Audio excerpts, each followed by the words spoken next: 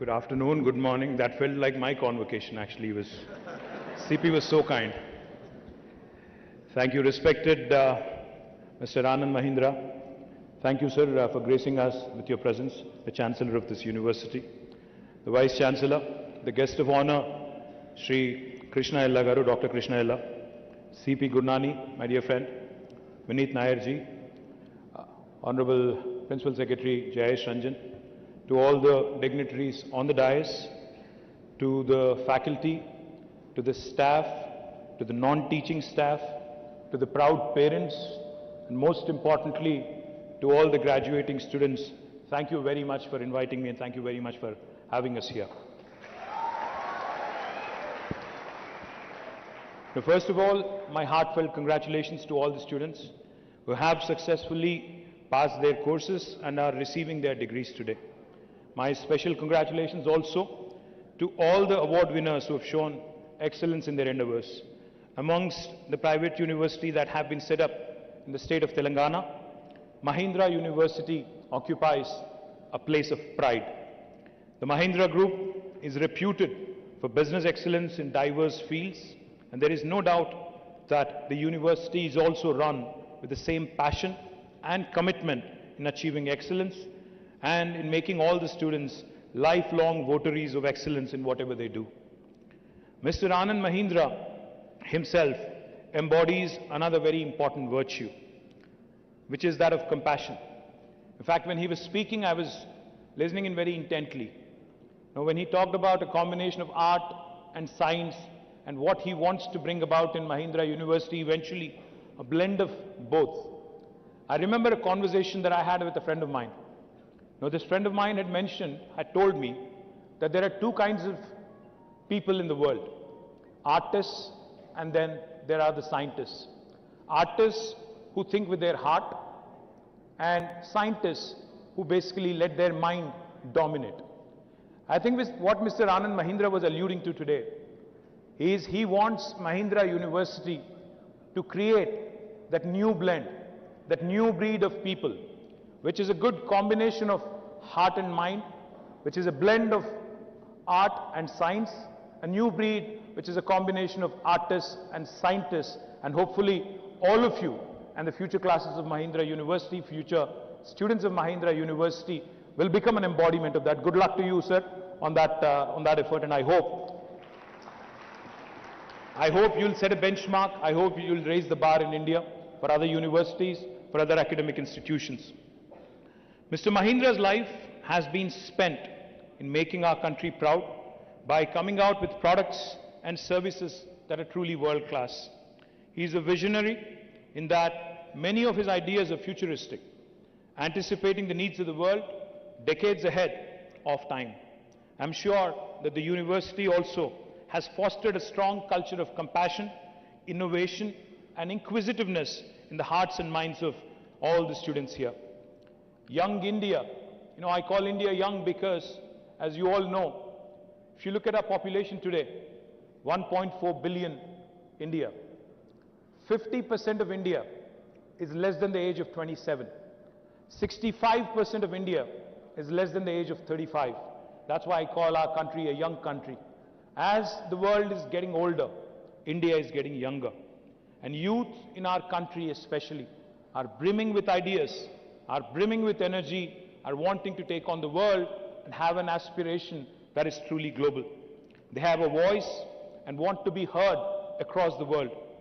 They are no more passive observers of events going by, but possess a strong desire to be at the center stage and make a difference and an impact globally.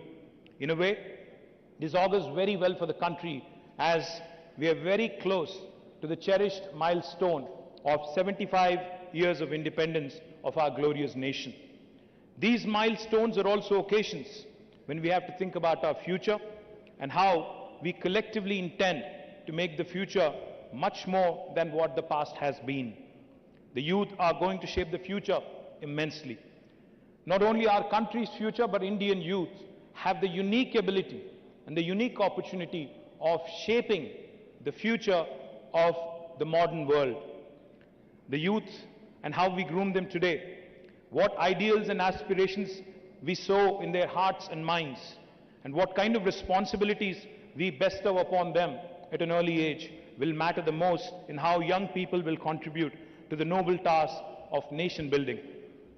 While our country, India, has done rather well in the last 75 years in general, yet the reality is we are still a developing nation. We are still, by global standards, a third world country. Somewhere or the other, we seem to have lost track of the most important priorities and have focused on issues that distract us and cause divisiveness amongst ourselves. Let me share a piece of statistic which might be of interest to you.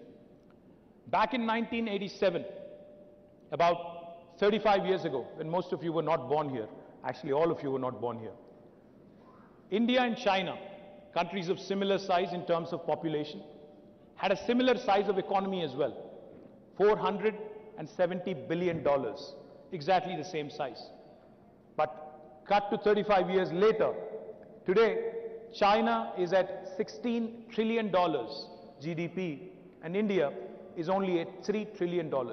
And we still keep dreaming the 5 trillion dream. Now, I don't want to point fingers. I don't want to say anything which is political, but I have to say this. I think the future of India will augur well for us if we are not distracted from economics.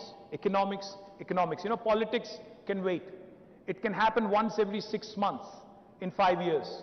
But the remaining 4.5 years, I think the nation, its polity, its political leadership, in fact, has to focus, has to remain focused on economics, on creation of employment, on issues that really matter to our future.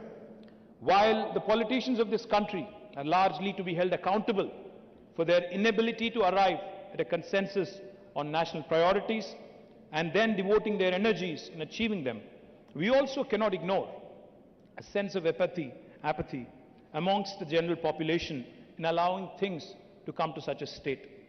Amongst many of the perceived problems about India, one that is commonly noted is that the brightest minds, implying all the people like you, are working endlessly to solve the problems of the rich, while collectively completely ignoring the problems of the poor.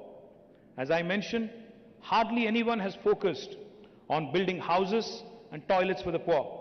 But there are hundreds and thousands of bright engineers and architects who are constructing villas in gated communities for the rich. It is time that we also change our lopsided priorities and ensure that the task of nation building remains supreme for everyone. While we all speak about India as one nation, which it is, we should also accept another reality, that within our country of India, there are 28 different Indias, meaning there are 28 states within India which are extremely diverse and have their own levels of development. There are few states today who have focused on good governance, balancing the priorities between welfare, development, have designed people-centric programs, and have implemented all their ideas and goals with perfect execution. I feel very proud to share with you that our young state of Telangana today has become a role model state in the country for the rest to emulate. I know that students of Mahindra University come from different parts of the country, but I would encourage all of you to look at the opportunities that are available in Telangana, in Hyderabad. Telangana is the champion state in promoting innovation and entrepreneurship amongst the youth.